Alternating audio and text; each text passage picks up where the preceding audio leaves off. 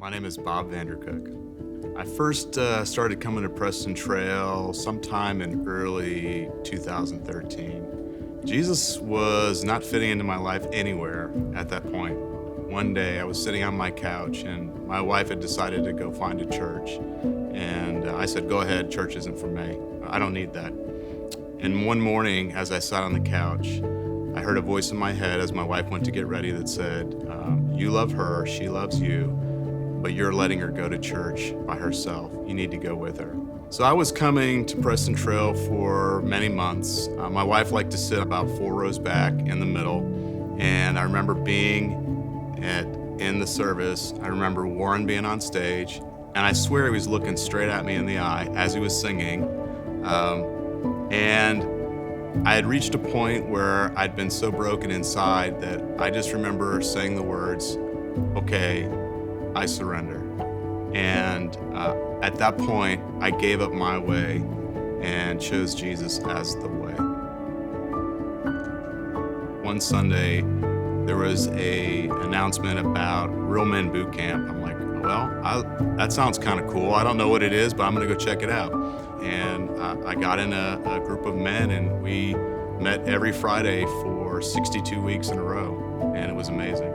Being in a group has really allowed me to be known and to know others, and it's allowed me to help grow my faith.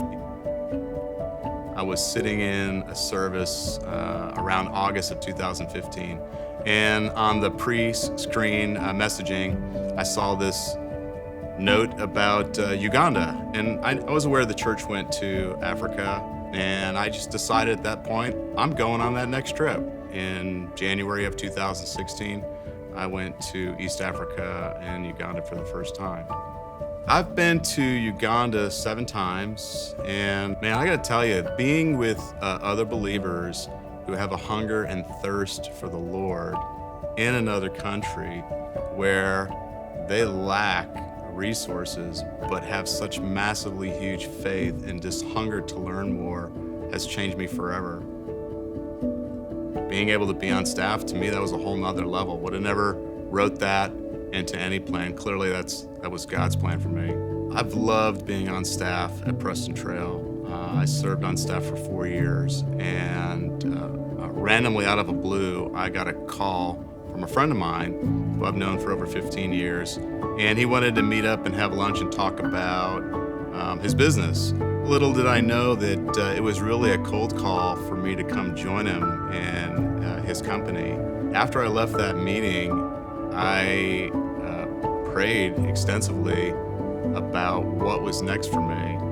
And I prayed with my wife and just tried to put an understanding together of what's next.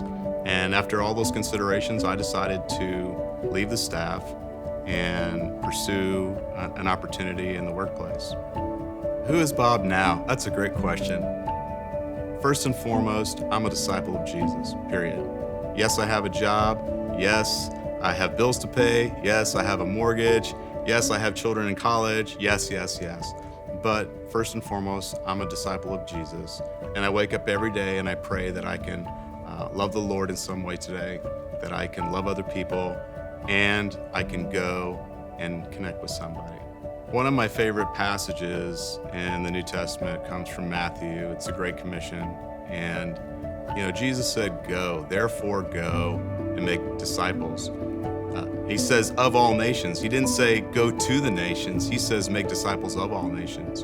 And I've realized that I can go out my front door to my mailbox. In fact, within a 1-house radius of where I live now, there are people from 5 other nations right in my neighborhood. And I can go to the mailbox, I can go to the park, I can go for a walk, I can go to work. And people are everywhere, and that's the mission field. It's wherever you're at. So go.